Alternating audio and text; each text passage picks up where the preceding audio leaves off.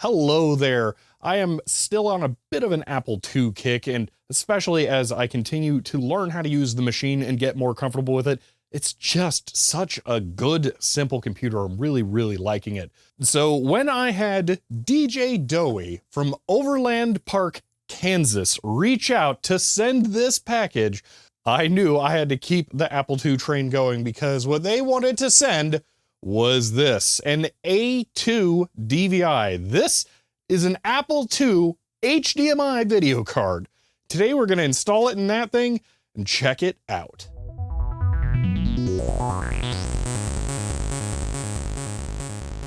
So this is it. We have the slot for the Apple II, a Raspberry Pi Pico, it supports the original or the 2, an HDMI port, a handful of parts there, and that's all you need, and you get HDMI out on an Apple II. So when I was first offered this by DJ Dowie, I was like, that's a thing, and I guess that's partly because these are very new. We'll take a look in just a moment at some of the open source repositories involved with this thing. But yes, this appears to still be in development as of last week. Matter of fact, I just updated the firmware on this thing right before we started recording this video today. And this is really cool. Now, I'm extra excited about this thing because I like being able to do video capture of all of my computers. In the last video I did with the Cosmic Soft Strip, I was actually using 3 cameras to record the Apple II, with one of them being my phone to get right up in front of the machine. So it's going to be really awesome to be able to just flip over to direct HDMI capture from this thing. Now, you don't have to have something like this for capture because you can capture composite video, of course, but then you have to actively split it if you want to also use an original monitor, which adds more hardware complications. Whereas this doesn't even interfere with the internal video. You just plug it in and you continue using all of your other peripherals however you want. It's really cool. Now though, let's take a look at some of the design side of this, because if you want one of these, there's just about any way you can get one for a very affordable price. Here we have the open source repository for this card, which is the A2DVI. By the way, MIT licensed, excellent. But this has all of the hardware design files for you to be able to make one of these yourselves. And there are a number of revisions here, which is really cool to see because some of these are easier to hand solder than others. Now, this is just open source. If you want to make one of these yourself, it's really easy to do that, particularly because of the parts that are going into this. But I'll cover that in just a second. Over here, we have the open source firmware. Also MIT licensed, excellent. And this is what's powering the Raspberry Pi Pico on here. So this is a 2-person team, it looks like, working on the 2 different sides of this, which is really cool. There's a lot of features in here we're gonna have to check out with the onboard configuration, support for different aspect ratio outputs, different color options. It really looks like this thing is extremely well thought out and how to handle this. And stuff like this is going to be really complicated. So I'm not super sure how well this stuff will all work. I'm definitely going to test the Print Shop Kaleidoscope and a couple of games, but I'm by no means an Apple II expert. So I see things like the color fringing here, and I do wonder if there will be any complications with things like that in some titles. There's a lot going on here, but I don't want to focus too much on the design side here. We'll check out the features once we get it in the machine. And if you want to do that yourself, these are so affordable. So this is, I mean, it's $36. So to put that in perspective, okay, the Raspberry Pi Pico is $5, which is already dirt cheap. But by the time you get one of these in your hands, it's probably going to be 10 bucks. So $26 gets you the PCB, which admittedly is going to be about $2 if you order like 10 of them, you know, get a quantity of them. The HDMI connector, all the passives, the 3-4 chips on there, the other passives. This is a bargain. I think that is a great deal there. So yeah, if you want one of these, that is a very affordable way of getting one. So I'm really impressed with that. They do not appear to be the only supplier. So I found this one as well. I'm not sure if this is a different revision or not. But yeah, there are different options. I mean, in being open source, that kind of thing's just going to be possible, which is good and awesome. And I'm really glad to see that. So yeah, if you want to get one of these, it's real easy and very affordable. Now, the only other thing I want to mention here is when I downloaded the files for this, you get 2 firmware files for the 2 different possible RPi Picos that it supports and 2 disk images. I may have to write this disk image in a little bit here. I may have it on a disk sent to me by DJ Doey. We'll see if that one works or not. But yeah, the configuration utility, that's going to be really cool. So I'm looking forward to checking that out. But for now, let's go get it installed. Now, yet again, I have a reason to get in here and show off just what makes the Apple II so awesome. Being able to add hardware to a machine from 1977, the 79 Apple II Plus is what I have here, though. It's just so cool. I've been mostly trying to keep everything original and OEM, but I don't think there is an HDMI card from 1977, so I'm just gonna have to accept this one. But oh man, this is gonna be really awesome. So in here, I have my language card that brings this unit up to 64K of RAM. I have 2 super serial cards from my Cause and Soft Strip video. We'll be leaving those in there. Then I have my Disc 2 controller here. Now, the headers that this RPi Pico is on are a little tall. I could put it right next to this, but I would want some shielding in between there, which I could do. This board also supports the castellated vias on the RPi Pico, which is how the image for the one on the firmware page was so flushly mounted. This one is a little better if you want to be able to take the Pi off and do something with it, but that just means I'm gonna opt to put this in an open slot with a little more space around it. But that's it. Now I need the card back here for this because the only real problem with this board is actually the fault of the Apple II hardware. More the 2 and the 2 Plus here that have these slots on the back. So you have to have the cable connector inside the machine and then just have the cable hanging out the back like that. If you have a 2E, it may be possible to make some kind of patch panel for the D-sub punch-outs or something. I'm not 100% sure if that's even available, but that would be possible, just not with this one. Unless someone wants to make a box shell for HDMI, which I'm gonna guess not. But that's it. So I'm gonna put this in there. Oh, take note of the fact that I put this in slot 4 because we might be able to launch the config software for this from the card itself with the PR command. So that is in slot 4 there. All right, so I have my HDMI cable running out of the Apple II here, and I have a little bit of a different setup for how I want to run this just for this video. So I have this arm here, and then I have a 10-inch monitor that I'm going to mount to the arm. There we go. And then the HDMI cable will not plug into this. I'm actually going to plug it into an HDMI splitter that I have off to the side because that'll let me do capture as well as see it over here. So I think with that, we're all ready to try this thing out now. All right, I think we're ready, and I am aware of the irony of my complicated HDMI setup after saying I didn't want to do a complicated composite setup. But, you know, I'm not going to have the reference HDMI monitor here every time. This is just for this video. So I'm going to turn on the composite monitor first because this is still going to work, which is really awesome. That's how I will be using the machine going forward when I'm doing HDMI capture as well. But I can just turn on the computer and bam, that is HDMI out of an Apple II. And if I do this, okay. Well, that's fun. And here's where I learn my first complication with this. So I am attempting to do capture, but it's not capturing because I believe that is outputting 640 by 480 over HDMI, which my Blackmagic capture card does not appear to want to sync to. But we might be able to do PR number 4 to get into the config for the card. No. Okay, I don't know what that is supposed to do. I'm going to go ahead and turn the machine off and back on. DJ Doey included a disk here with the A2DVI config. I'm not sure which version this is because I now have 1.6 on the card itself. And that was released last week, and I don't think that that existed when this was sent to me. So I may need to go update what is on this disk. So we'll see. Okay, I was wondering about that. I believe that is a 1.2 meg high density disk. So that may not work. Oh, there were stickers included. I did look, DJ Dowie has a website. It looks like they do a lot of music and artwork and stuff. So that's cool. But I'm going to go write the config tools to a 360K disk or a double density.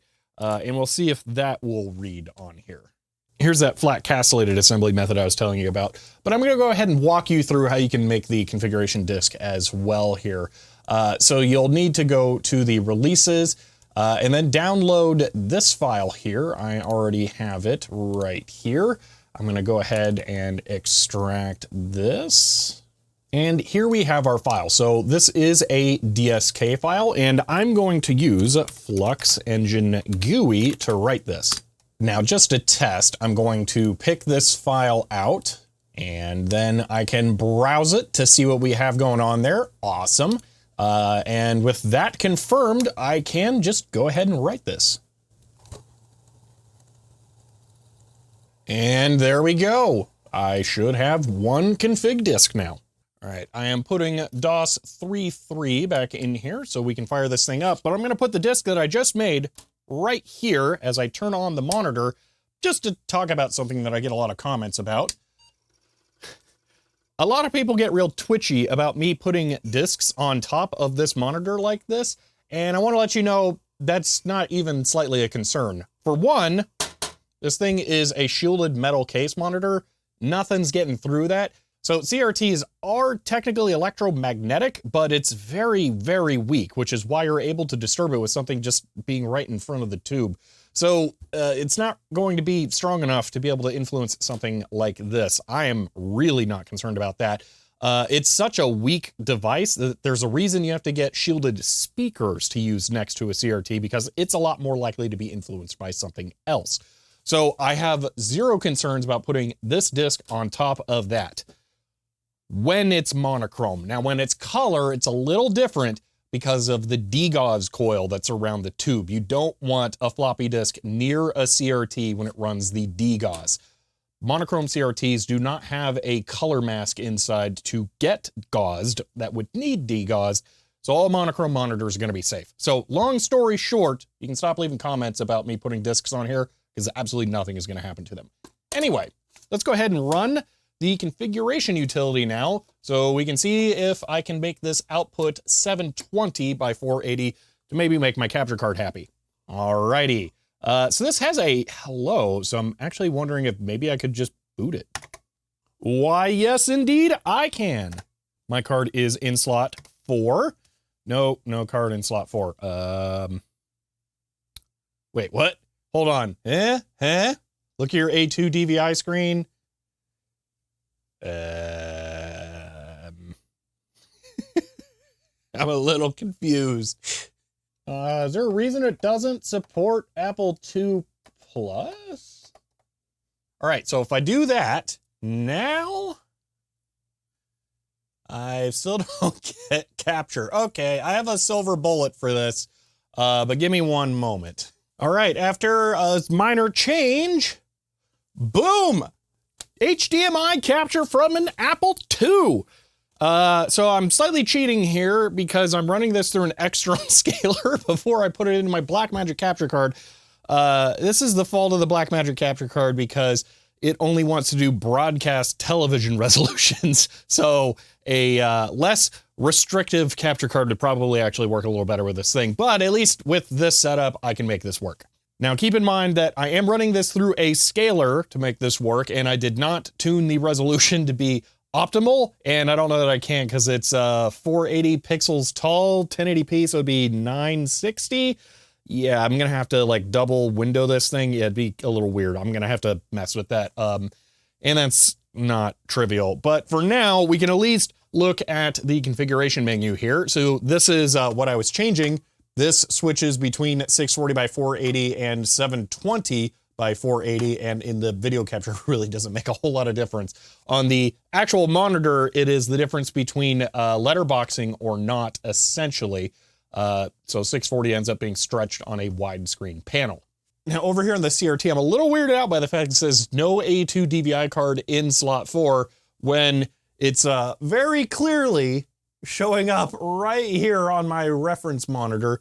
So yeah, I don't know what's going on there. That's a little odd. I think I'm going to take a moment to go read the documentation to see if that's normal or not, because yeah, I'm not really sure what's going on here. Additionally, before I head over there, I would like to find out if there is an Apple II Plus type, because it goes from 2 to E with color, which that's kind of cool.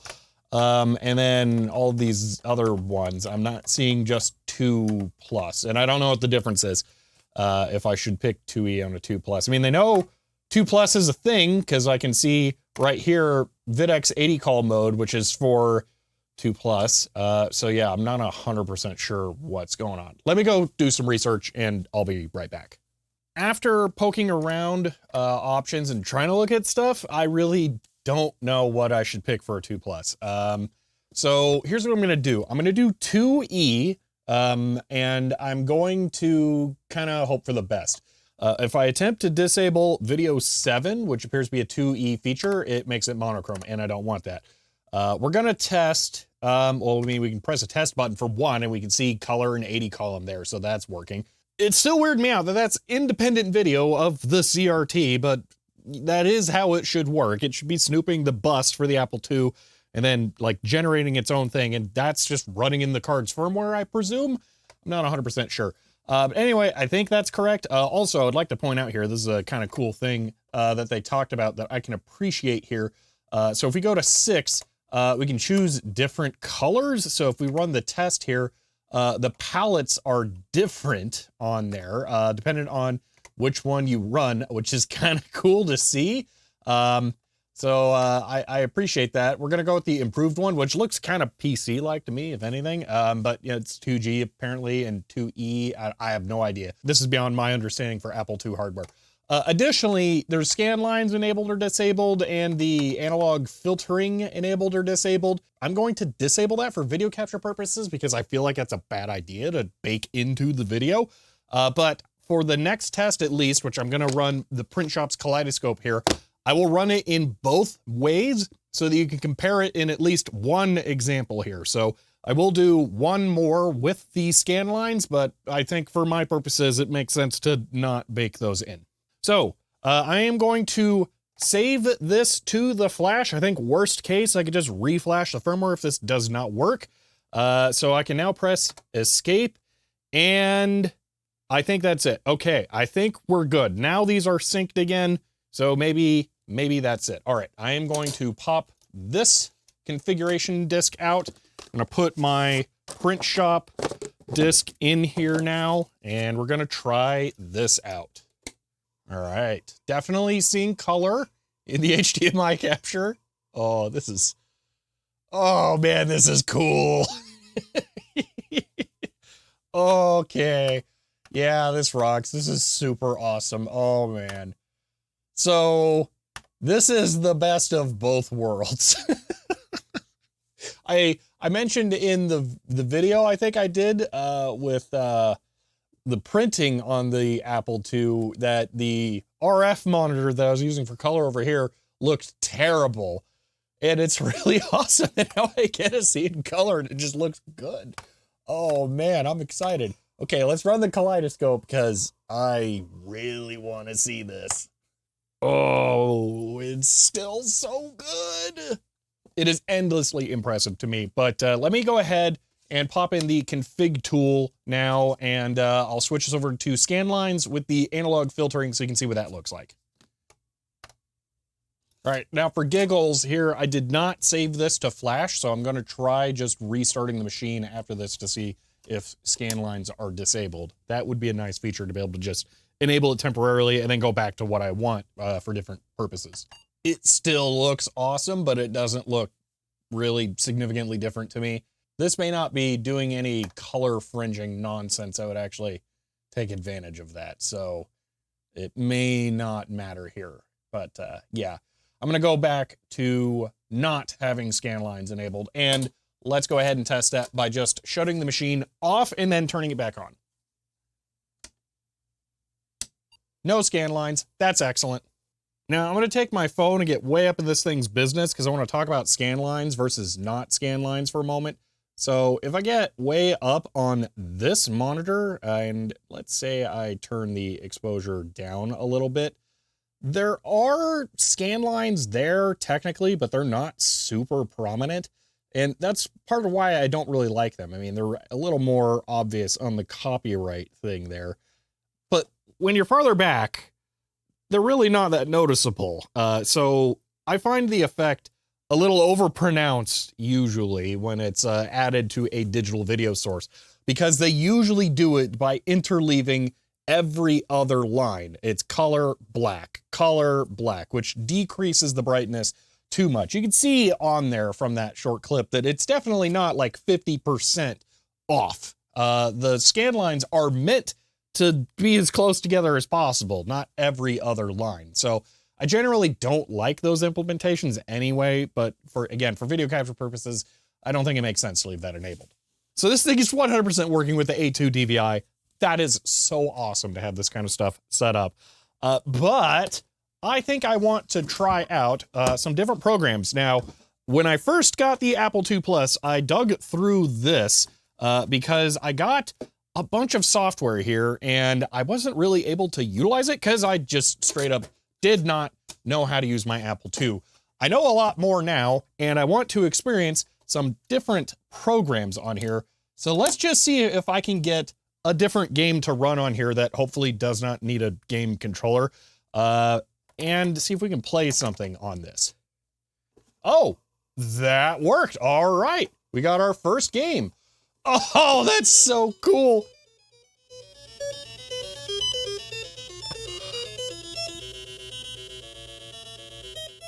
Dude.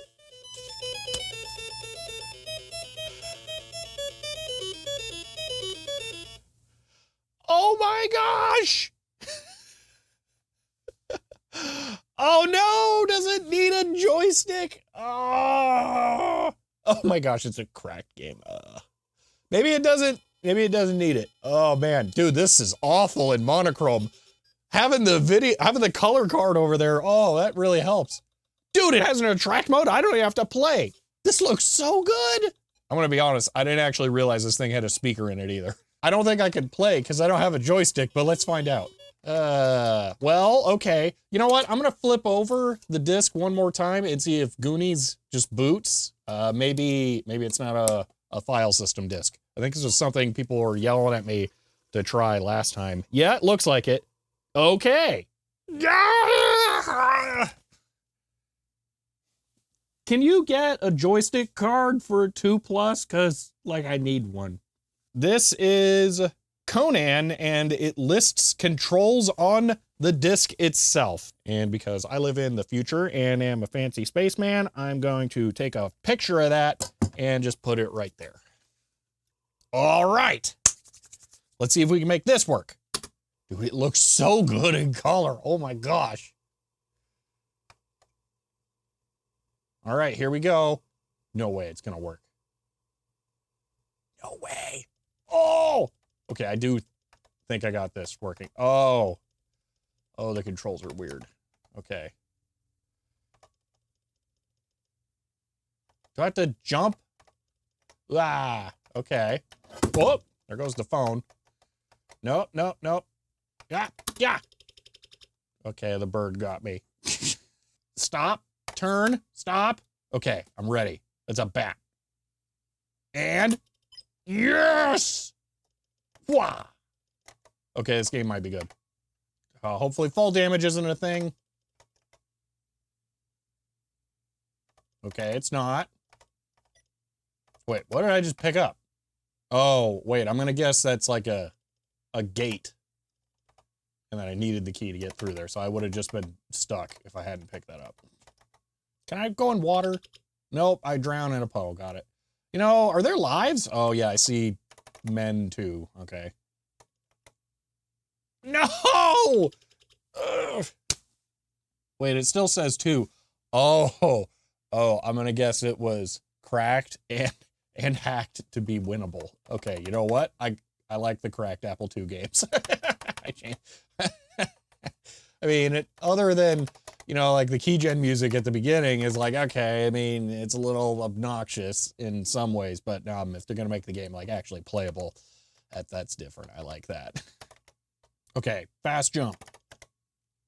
Oh, it made it. Sure, whatever.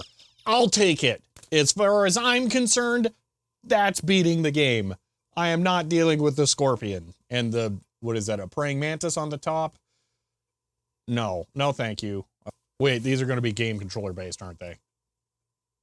I forgot. That's why I got settled or stuck with Conan before, wasn't it? Oh my gosh, it looks so good in color. I'm going to try one last thing. Arcade boot camp. Okay. Maybe. I have no idea what this is going to be or if it'll work. I mean, the graphics look good. Conan here was definitely the MVP of the games that I could check out, and it is so ridiculously cool to be able to do HDMI capture of this stuff now and just see that so clearly and be able to get really easy, like just perfect video capture. That is ridiculously cool. Big props to everyone working on that project. That is phenomenal. It's really impressive. It just works so well. And I love the fact that you can just leave everything else alone. There's a lot of stuff like this for the PC too, but you end up replacing your video card with it. And because those have a dedicated VRAM space, essentially, it's system memory map, whatever nonsense, I don't think you can run any of those in parallel. So this has a leg up on PC DOS-based stuff in that regard. So yeah, really, really cool to see. Thank you again to DJ Doey for sending this as well. This is definitely staying in this thing to just make this even more usable in the future. But that is going to be it for now. If you all enjoyed this video, you may want to subscribe because I'm sure the Apple II is going to be back at some point. I have no idea what the next project will be. Maybe I need to track down a game controller card for this if those exist before I do anything else. But yeah, if you want to help support the channel, you can find me on Patreon. But for now, that's it, and I will see you all next time.